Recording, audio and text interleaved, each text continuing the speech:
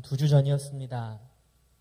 예배를 마치고 본당 로비를 지나가는데 그 로비에 함께 모여있던 몇몇 성도님들이 저를 반갑게 부르셨습니다. 목사님, 저 추석 연휴 동안 TV에서 목사님 봤어요. 스테이크 고기 사 먹는 거. 겉으로는 태연한 척하면서 속으로는 신이 나서 물었습니다. 아, 그래요? 무슨 프로그램이었어요? 처음 들어보는 프로그램이었습니다. 그래서 머릿속으로는 열심히 달달 외우면서 그 이름을 불이 나게 집으로 달려가서 인터넷으로 검색을 해봤습니다. 실은 한 달 전쯤 제 가족과 한강 있는 고수부지에 놀러 갔었는데 어느 TV 프로그램에서 VJ가 나와서 인터뷰를 저랑 했었거든요. 제 집에서 그 인터넷으로 영상을 찾아보는데 막 5만 가지 생각이 다 들더라고요. 아, 내가 그날 무슨 옷을 입고 있었지? 나 면도는 했었나? 그 VJ가 묻는 질문에 목사답게 대답했나? 그리스도인답게 대답했나? 목사다운 답변은 뭐지? 그리스도인다운 답변은 뭐였을까? 그러다가 찾았습니다. 사실 그 고수부지에서 인터뷰할 때는 그 카메라 기사님이 저희 가족을 꽤 오랫동안 이렇게 쫓아다니면서 엄청 길게 인터뷰했는데 방송에는 고작 1초 나오더라고요. 그래도 그 1초가 얼마나 기뻤는지 당장 캡처해가지고 우리 부모님께도 보내드리고 우리 청년 목자들에게도 보내주었습니다. 요즘같이 인터넷이 보편화되고 SNS가 이렇게 개인화되어 있는 시대에도 TV에 얼굴 한번 나온다는 것이 여전히 자랑거리가 되나 봅니다. 그래서 여러분들에게 자랑하려 합니다. 그때 VJ가 저한테 물어본 질문이 이거였거든요.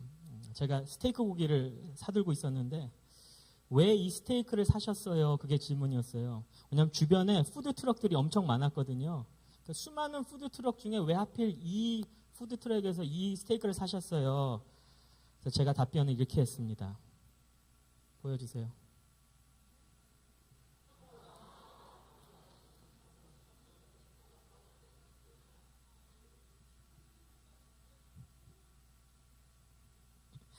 네, 이제 그만 보여주세요.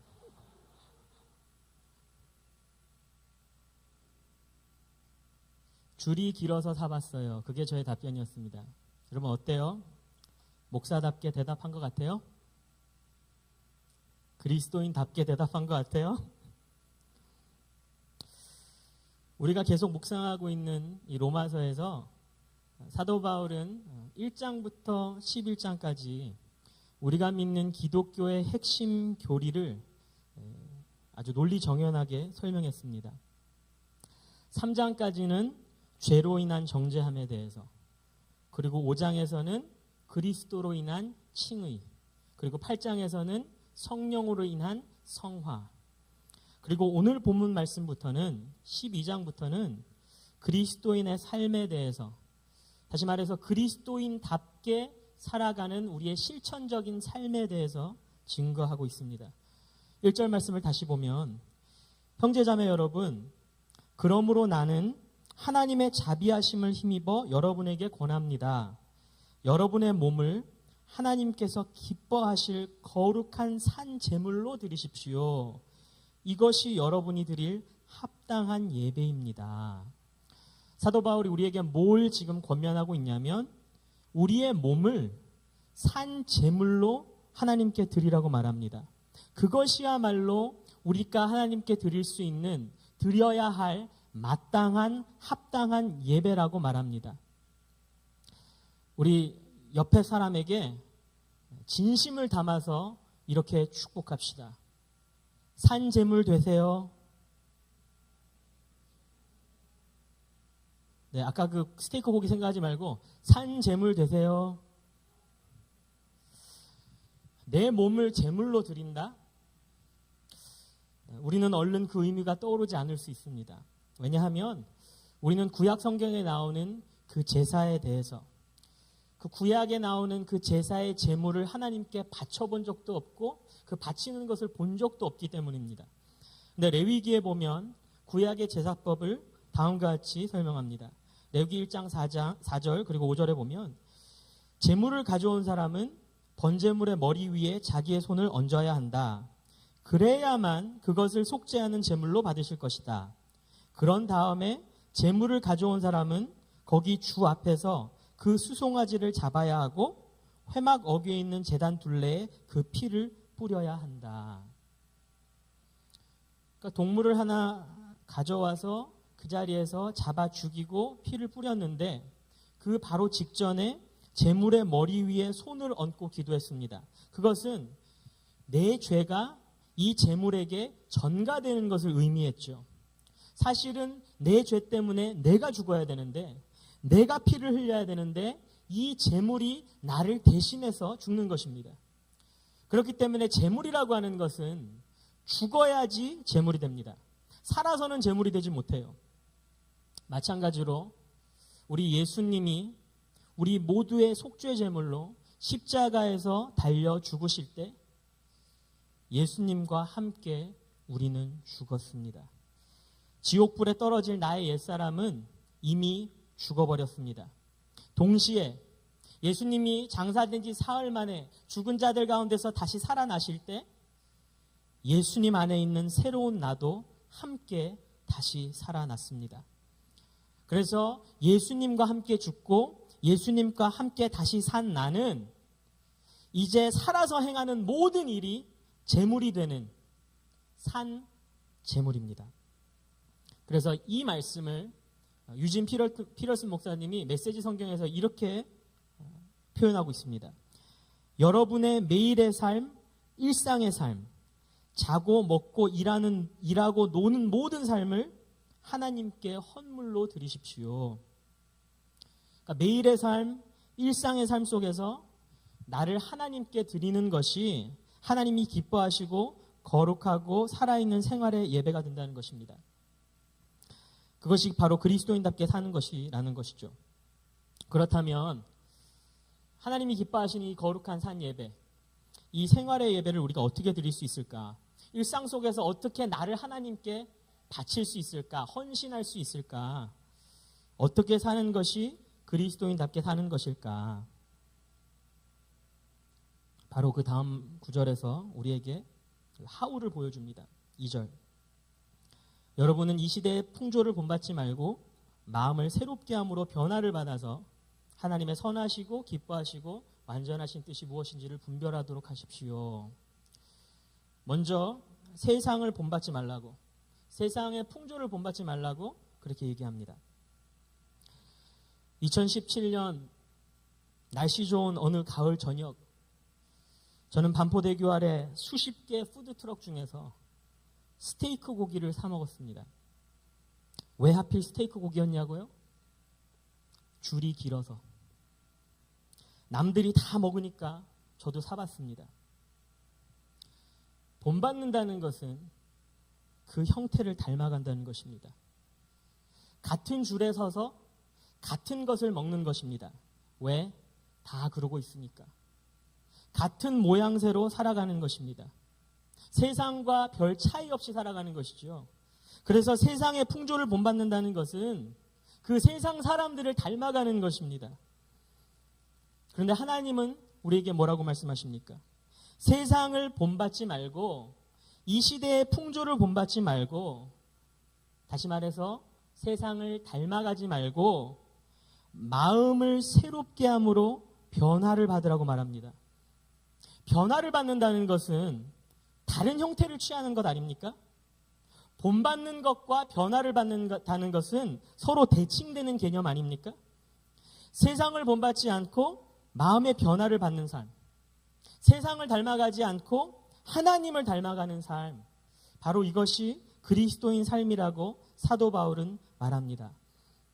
그렇다면 그 다음에 생각나는 질문이, 우리는 어떻게 하나님을 닮아갈 수 있을까? 세상을 본받지 않고 세상을 닮아가지 않고 하나님을 닮아가려면 어떻게 마음을 새롭게 함으로 변화를 받을 수 있을까?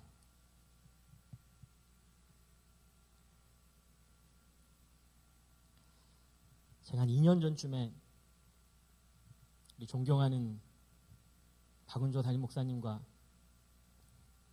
부목사님 두 분과 넷이서 요 근처에 있는 바지락 칼국수를 먹으러 간 적이 있었거든요.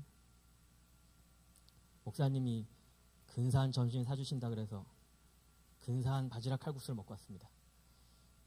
근데 여러분, 바지락 칼국수 드실 때 여러분 그 바지락이 엄청 많이 들어있잖아요. 그거 어떻게 드세요? 이렇게 국수를 먹으면서 그때그때 조개 하나씩 이렇게 발라서 이렇게 드세요? 아니면 국수 먹기 전에 다 조개 몰아가지고 다 바른 다음에 인정사정 없이 막 드세요? 저는 전자였거든요. 그 전까지만 해도.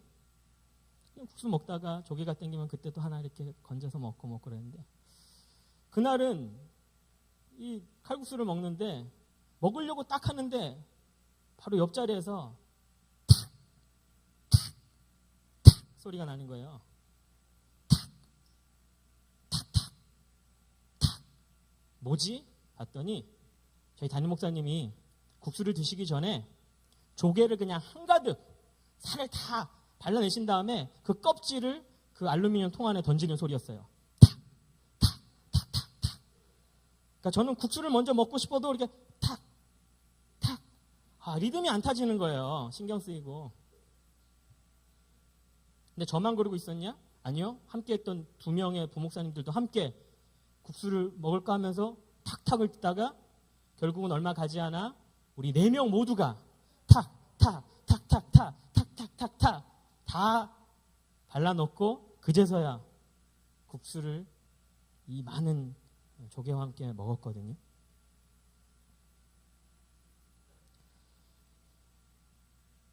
담임 목사님을,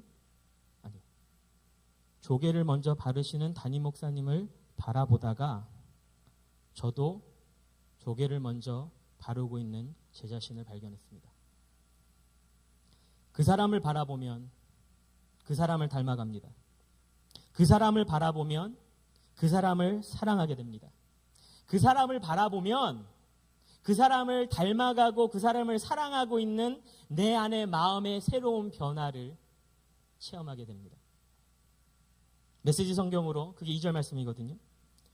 문화에 너무 잘 순응하여 아무 생각 없이 동화되어 버리는 일이 없도록 하십시오. 세상을 본받지 말라는 거예요. 그러면서 주시는 말씀이 대신에 여러분은 하나님께 시선을 고정하십시오. 하나님만 바라보라는 겁니다. 무엇을 하든지. 그러면 속에서부터 변화가 일어날 것입니다. 하나님께 내 삶을 드리는 것은 하나님을 바라보는 것입니다. 1년 365일 하루 24시간 불철주야로 내 시선과 내 관심과 내 기준을 하나님께 고정하는 것입니다. 내 삶의 중심에 늘 하나님과 하나님의 말씀이 있어서 내 삶의 모든 것이 하나님과 하나님 말씀 중심으로 돌아가는 것, 그게 내 삶을 하나님께 드리는 것이죠. 역대상 16장에 보면 다윗이 왕이 되고 나서 하나님의 궤, 그러니까 하나님의 임재를 상징하는 하나님의 궤를 예루살렘으로 드리지 않습니까? 역대상 16장 1절에 보면 하나님의 궤를 메고 들어가서 다윗이 그것을 위하여 진친 장막 가운데에 두고 번제와 화목제를 하나님께 드리니라. 다윗에게 하나님의 임재는 너무 소중했어요. 다윗은 늘 하나님의 임재 중심으로 살았거든요. 그래서 하나님의 임재를 상징하는 그 궤를 가지고 들여왔습니다. 그런데 더 놀라운 것은 이 하나님의 궤를 장막 어디에 갖다 놨냐는 거예요. 아까 그 1절 말씀을 다시 보니까 장막 가운데에 뒀다고 나옵니다. 장막 가운데. 자, 한국말이 여기서 좀 애매하죠. 장막 가운데에 있다. 그럼 두 가지 의미가 있잖아요. 장막 안에 있다도 되고 우리 안에, 우리 가운데, 그죠? 또는 지리학적으로 한가운데, 정중앙. 자, 어느 것 같아요? inside 아니면 middle, center. 애매하죠? 네, 제가 오늘 여러분의 애종목이 되어드리겠습니다. 애매한 것을 정해주는 목사. 영어로 봐도 NIV에 보면 inside the tent라고 나와요. 그냥 안에 뒀다. 하나님의 임재가 내 삶 가운데 있는 걸로 충분하죠. 그런데 히브리어 원문으로 보면 타벡이라고 나옵니다. 타벡. 이 타벡이라고 하는 단어는 inside라는 뜻도 있는데 더 많은 경우에 무엇으로 번역이 되어 있냐면 mist, 한복판, 정중앙입니다. 다윗은 하나님의 임재를 상징하는 이 하나님의 궤를 자기의 삶 안으로 모셔오는 것만으로는 충분하지 않았어요. 자기 장막의 정중앙, 한복판에 두었다는 것입니다. 그래서 날마다 순간순간마다 그 하나님의 궤를 바라보고 하나님의 임재를 바라보고 하나님을 바라보는, 그래서 하나님 중심으로 내 삶이 돌아가는 그런 귀한 삶을 살았다는 것이죠. 여러분 한번 생각해 보십시오. 매일의 삶, 일상의 중심에 하나님을 모셔다 놓고 언제나 하나님을 바라보면서 살았는데, 그러니 당연히 하나님을 닮아가는 삶이 되고 당연히 하나님의 마음에 합한 사람이 되는 것 아니겠습니까? 우리 사랑하는 사교회 성도 여러분, 저와 여러분은 하나님의 마음에 합한 그런 삶을 살고 있습니까? 하나님을 닮아가는 삶을 살고 있습니까? 저와 여러분은 이 시대의 풍조를 본받지 않고 마음을 새롭게 함으로 변화를 받으며 살고 있나요? 다윗처럼 하나님의 말씀을 우리 삶의 중심, 타박에 모셔놓고 매일매일 순간순간 언제나 하나님을 바라보며 살아가는 그리스도인다운 삶이 되시기를 주님의 이름으로 축복합니다.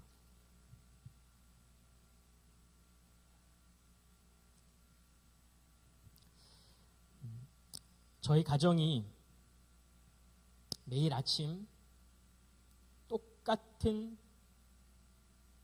형태로 똑같은 모습으로 시작합니다. 저희 막내 아들의 울음으로 시작합니다. 굉장히 부지런한 녀석이에요. 그래서 제일 먼저 일어나서 이렇게 울면서 말합니다. 아재야 배고파요. 아재야 밥 주세요. 제발요. 그럼 제가 그러죠. 우리 아내한테. 아재야 배고파요. 아재야 밥 주세요. 제발요. 그래서 다 식탁에 모여서 막내로 인해서 아침 식사가 시작됩니다. 그럼 이제 뭐 맛있게 먹는데 그 막내의 그 역할이 끝나면 이제 둘째가 자기 역할을 시작합니다. 밥을 먹다가 난데없이 일어나가지고 막 춤을 춰요. 진짜로요. 그러면 그걸 보고 막내가 따라해요. 밥 먹다가. 그러면 첫째가 자리에서 일어나서 거실로 가요. 그럼 거기 쪼르륵 둘이 따라가서 거기서 춰요. 밥 먹다가. 한두 번은 너무 귀여워요. Oh, praise the Lord.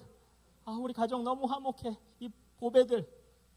그런데 아침 먹는데 평균 1시간이 걸리면 이제 힘들어지거든요. 그 다음 하루 일정이 자꾸 차질이 생기고, 더군다나 그렇게 막 왔다 갔다 하면서 춤추다 보면 식탁이 얼마나 난장판이 되겠습니까? 그러니까 막 더러워지기 시작하고 시간이 자꾸 일어나면 이제 엄마가 속이 불편해지거든요. 언짢아지거든요. 그러면 이제 한마디 하죠. 레이첼, 모세스. 그러면 첫째하고 둘째는 단번에 알아듣고 춤추다가 딱 식탁 가서 먹습니다. 그런데 막내는 못 알아들어요. 그게 무슨 말인지. 아니지. 계속 또 쳐요. 그러다가 이제 엄마나 아빠가 폭발하면 맴매를 꺼내서 맴매할 거야, 안 할 거야? 그럼 다시 또 울어요. 아니지. 막 도망 다녀요. 그래서 저희들 가정의 아침 식사는 막내 울음소리를 시작해서 막내 울음소리로 끝나요. 그러다 맞기도 하고요. 근데 제가 그 모습을 보면서 우리 집 막내는 정말 굉장한 믿음의 소유자예요. 정말 굉장한 믿음을 가졌어요, 이 녀석이. 그렇게 엄마한테 혼나고 막 맴매 안 맞겠다고 막 거실과 그 안방을 막 그렇게 도망 다니다가 결국은 붙잡혀서 그렇게 맞고 막 세상 떠나갈 것처럼 그렇게 슬프게 울다가도 언제 그랬냐는 듯이 그 똑같은 엄마한테 가서 안겨요. 굉장한 믿음이죠. 우리 엄마가 아직도 나를 사랑한다는 믿음, 우리 엄마가 아직도 나를 아들로 인정한다는 믿음, 2번이고 3번이고 나를 받아줄 거라고 하는 믿음. 우리 막내에게 이런 믿음이 도대체 어디서 났을까요? 항상 엄마를 바라보고 있기 때문이죠. 우리 집 막내에게 엄마는 인생의 전부입니다. 엄마가 없으면 밥도 없어요. 엄마가 없으면 장난감도 없어요. 엄마가 없으면 TV도 없어요. 그래서 막내의 시선은 늘 엄마에게 고정되어 있어요. 엄마가 지금 어디 있는지, 무엇을 하고 있는지 수시로 확인합니다. 엄마가 신발장 근처에서 이렇게 왔다 갔다 거리면 엄마 어디 가? 우리의 믿음도 마찬가지 아닙니까? 우리 히브리서 12장 2절에 믿음의 주요 또 온전케 하시는 이인 예수를 바라보자. 믿음의 주요 또한 온전하게 하시는 예수를 바라보자. 믿음은 하나님을 바라보는 것이고 우리가 하나님을 바라볼 때 우리의 믿음이 온전하게 되는 것입니다. 우리가 좋아하는 그 찬양도 있지 않습니까? 거친 파도 날 향해 와도 주와 함께 날아오르리. 폭풍 가운데 나의 영혼 잠잠하게 주를 보리라. 여러분, 저 시편 46편의 가사를 한번 생각해 보십시오. 내 인생의 전부이신 예수 그리스도를 내가 잠잠하게 바라볼 때 거친 파도, 풍랑 속에서도 우리의 믿음이 굳건해지고 온전해져서 세상의 물결을 따라가는 것이 아니라 세상의 물결에 휩쓸리지 않는 그런 유익이 우리에게 있다는 것입니다. 그런데 우리가 하나님을 바라볼 때 또 하나의 유익이 있습니다.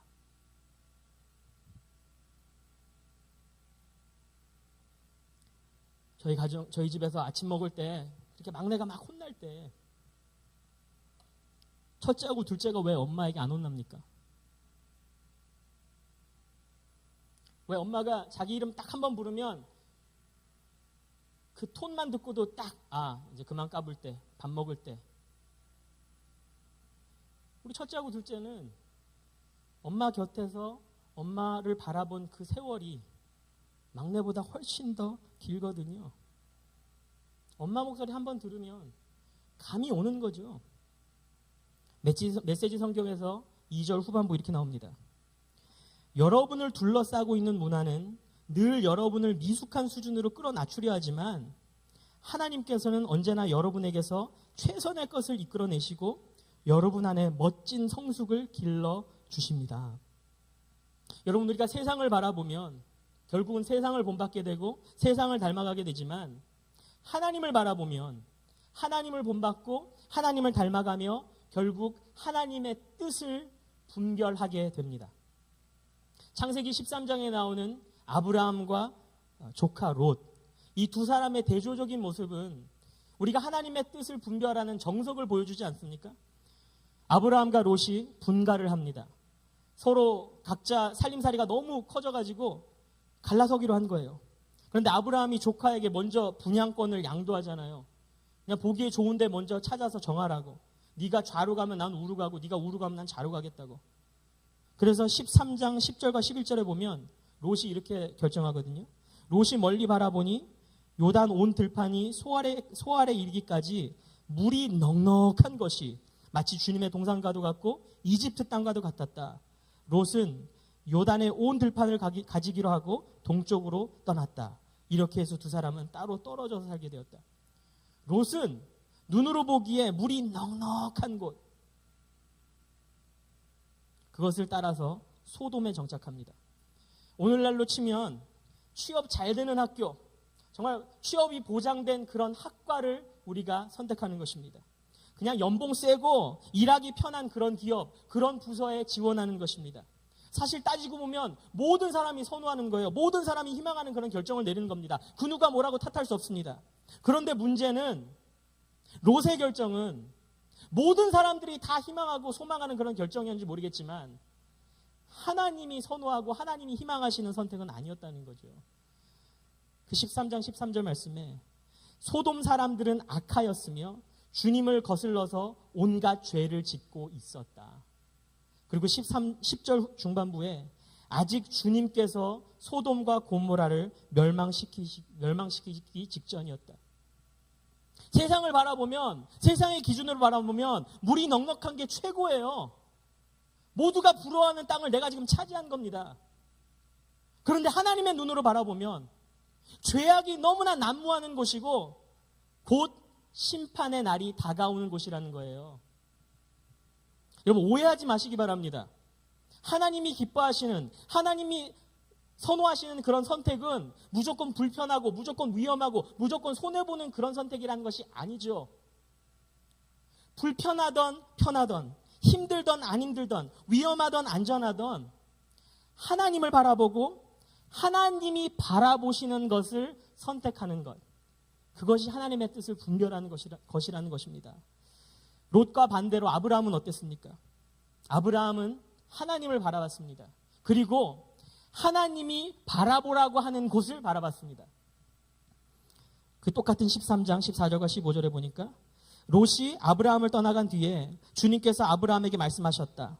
너 있는 곳에서 눈을 크게 뜨고 북쪽과 남쪽, 동쪽과 서쪽을 보아라.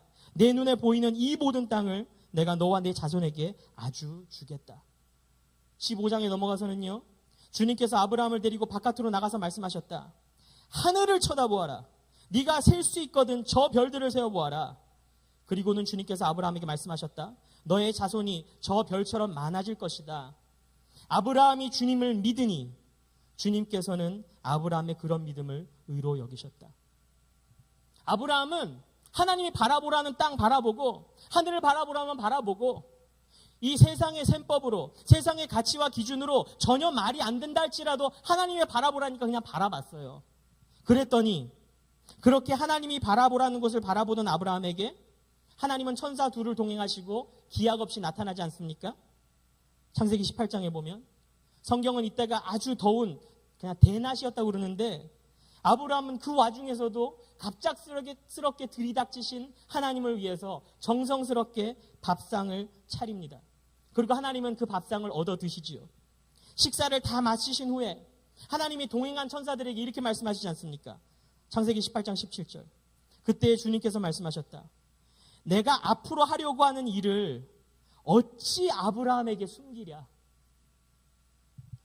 내가 이렇게 기약도 없이 그냥 들이닥쳐도 이 땡볕에 정성을 다해서 나를 바라보고 나에게 밥상을 차려내오는 이 아브라함에게 항상 하나님을 바라보고 하나님이 바라보라고 하는 것을 늘 바라보는 이 아브라함에게 내가 왜 나누지 못할 이야기가 있어야 되지? 내가 왜 내 계획을 못 나누지? 그리고 나누신 말씀이 이제 내가 소돔과 고모라를 멸망시킨다. 그 계획을 말씀해 주시잖아요. 그때 아브라함이 그 계획을 미리 알고 하나님의 뜻을 분별해서 하나님 앞에 중보기도로 사정하지 않습니까? 하나님, 그 성에 의인 50명만 있어도 그 멸망시킬 겁니까? 좀 봐주세요.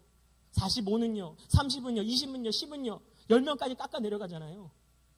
아브라함은 하나님을 바라봄으로 말미암아 하나님의 뜻을 분별할 수 있게 되었습니다. 우리 사랑하는 사교회 성도 여러분, 우리가 아침에 눈을 뜨면 가장 먼저 손이 가는 것은 무엇입니까? 밤에 눈을 감으면서 마지막으로 생각하는 것은 무엇입니까? 우리의 마음은 온통 세상의 소리에 귀 기울이고 있고 우리의 관심은 오직 내 필요, 내 욕심에 꽂혀 있는데 우리가 무슨 수로 하나님의 뜻을 분별할 수 있겠습니까? 저는 오늘 말씀을 준비하면서 그 반포대교 고수부지를 묵상하게 되었습니다. 그날 나는 왜 스테이크 고기를 사 먹었을까? 그냥 줄이 가장 기니까, 가장 맛있을 것 같으니까 그랬던 것일까? 비록 한 끼 식사를 때우는 비본질적인 결정이었지만 만약 내 시선이 하나님께 고정되어 있었다면 뭔가 달랐을까? 예수님이 그날 거기서 식사를 하셨다면 무엇을 드셨을까? 가장 맛있는 것, 가장 양이 풍성한 것, 가장 착한 메뉴를 고르시려고 온갖 어플을 동원하고 온갖 블로그를 뒤지셨을까? 어쩌면 가장 줄이 적은 푸드트럭에 눈이 먼저 가진 않으셨을까? 어차피 지출하는 한 끼 밥값인데 기왕이면 가장 힘들어 보이는 가게에서 국수 한 그릇 더 팔아주었으면 어땠을까? 요한복음 14장 26절에 그러나 보혜사 곧 아버지께서 내 이름으로 보내실 성령께서 너희에게 모든 것을 가르쳐 주실 것이며 또 내가 너희에게 말한 모든 것을 생각나게 하실 것이다. 예수님 우리에게 약속하셨습니다. 우리에게는 보혜사 성령이 있습니다. 우리에게는 하나님이 우리에게 주신 말씀, 성경이 있습니다. 성령과 성경이 있습니다. 예수님이 약속하신 그대로 하나님은 성경과 성령을 통해서 당신의 뜻과 당신의 마음을 우리에게 보여주십니다. 우리가 이제 하나님을 바라봤으면 좋겠습니다. 우리가 이제 하나님께 우리의 시선을 고정했으면 좋겠습니다. 그리할 때에 하나님을 본받고 하나님을 닮아가고 하나님의 뜻을 분별하는 그런 산 제물 되시기를 주님의 이름으로 축복합니다. 말씀을 마치겠습니다. 제가 오래전에 아주 귀한 영상을 하나 접하게 돼서 한번 나누고 싶다 기회를 노리다가 오늘 나눠보려고 합니다. 어느 신학생의 이야기를 영상으로 담은 건데요. 하나님이 기뻐하시는 거룩한 산 제물로 자신의 삶을 하나님께 드리는 모습은 저런 거겠구나. 그런 확신을 주는 영상이었습니다. 일단 함께 짧게 보고 그리고 말씀을 마치겠습니다. 안녕하세요. 시사부터 도시락하고 또 막걸리 막걸리는 안 돼. 차도 아니, 막걸리는 안 돼. 그래도. 안 돼, 안 돼. 너 여기 차도 어떠냐? 왜? 왜 또 삐져, 삼촌? 응? 맨날 이래. 그러면 양말만 갖고 올게, 삼촌. 네. 알았지? 왜 그것도 갖고 오지 마. 어머니. 이거 왔어요. 오늘 몇 시에 나오셨어? 오늘 비 와가지고. 아니, 혼자. 한 주 동안 별로 없어졌어? 손이 그래서. 아이고. 나는 많이 안 되면 자꾸만 얻으만 먹고 이거 마음 불편해하지 마. 어머니. 유은이 한 먹고 아니 이름 어떻게 안녕하십니까. 저는 성서학과 다니고 있는 윤현목입니다. 사람인 별명은 별로 없어요. 뭐 돌이나 짱돌 이런 거. 물범. 물개. 네. 어머니 기다리고 있었어. 아이고 아까 아니 뭐야. 잘 지냈나? 아니 어머니 전화기 있었잖아. 전화기 있지. 전화 걸어봐. 번호를 내가 잘못 천사라고 적었네. 입력해 놨는데 천사라고. 천사냐고 그러셔서 이렇게 큰 천사 맞냐고 어머니한테 막 어머니 천사는 이렇게 안 커요. 저는 교회 다니는 청년인데 아버지 목마르시니까 음료수 하나만 드려도 될까요? 해지 좋으실 때 사고 나지 말라고 제가 야광 조끼 나눠드리고 있거든요. 쌀이나 뭐 반찬이나 이런 거 좀 필요하시면 제가 26,000원이야? 네, 감사합니다. 감사합니다. 많이 파세요.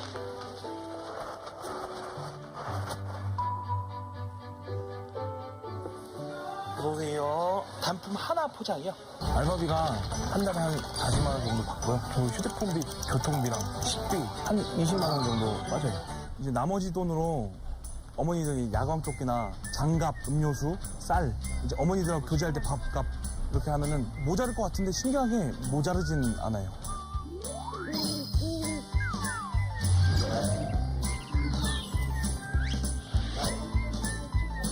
아, 나는 예수님 만났으니까 내가 착한 일을 해야지. 그럼 폐지 중에 어머니들을 섬겨야겠다 이게 아니고요. 어느 날 그냥 어머니들 그렇게 뭔가 막 봉지를 이렇게 보시고 여시면서 그 안에서 막 캔을 줍는 그걸 한번 본 적이 있었는데 그게 마음이 되게 아프더라고요. 그게 내가 어머니기도 한번 해줄게 지금.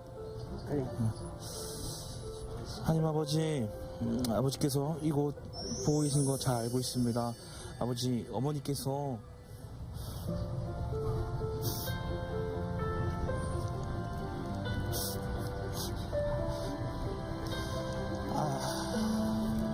울긴 내 울어. 울지 마.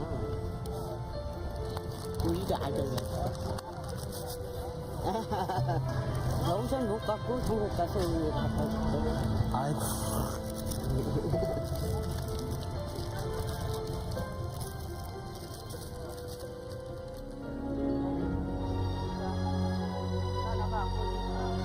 어머니 처음에 저 위에서 뵀잖아. 풋풋한 데서 어머니 처음에. 알게 어머니. 복음은 언젠간 들어가요. 근데 조금씩 두들기다 보면 어머니도 마음이 조금씩 열리는 게 보여요. 그 틈으로 저는 분명히 복음이 들어간다라고 믿고 있어요. 그 신세를 잘 짊어지고. 아, 신세 아니라니까. 또 이상한 사람 막 괴롭히고 그러면 나한테 다 이겨. 알겠죠? 대단한 건 아니죠. 내가 그냥 아이스크림 사면은 1+1 많잖아요. 나 하나 먹고 가다가 노스 삼촌이 있으면 이거 하나 드시라고 하고 같이 먹으면서 얘기하면 친구도 생기고 좋죠. 삼촌, 삐진 거 좀 풀렸지? 에이, 풀어. 응? 풀렸어. 웃었지? 풀렸지? 알았어. 하이파이브. 또 올게요.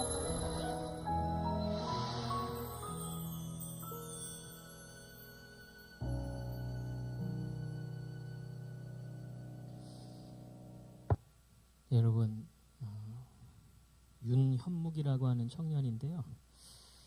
이 청년의 모습을 보면서 여러분 무슨 생각을 하시고 무엇을 바라보셨습니까? 혹시 그런 생각은 안 지었습니까? 저게 내 몸을 하나님께 산 제물로 드리는 모습이라고? 역시 나는 못해. 너무 부담이야. 저걸 내가 어떻게 해? 혹시 그런 관점으로 바라보셨습니까? 저는 저 윤현묵이라고 하는 청년을 보면서 그 청년과 함께 하시는 하나님을 바라봤습니다. 사실 하나님이 저 모습으로 우리 각자에게 찾아오셨잖아요. 막걸리 사오라고, 내가 원하는 거 갖고 오라고, 아이 꺼지라고. 우리는 하나님을 그렇게 외면하지 않았습니까? 하나님, 나 합격 고지서 주세요. 나 진급하게 해주세요. 시집 장가 원해요. 그런 거 아니면 뭐 찾아오시지 말라고. 그렇게 튕기고 거부하고 거절하던 나에게 하나님은 끊임없이 마음을 두드리시고 나보다도 내 필요를 잘 아셔서 가장 필요할 때 필요한 만큼 공급해 주시고 말 걸어 주시고 화는 내가 냈는데 하나님이 풀어주시고, 저는 윤현묵의 청년 속에서 하나님을 바라보게 됩니다. 하나님께서 기뻐하실 거룩한 산 제물로 우리 몸을 왜 드려야 되냐고요? 하나님의 아들이 우리를 위해 자기의 몸을 제물로 내어 주었기 때문이죠.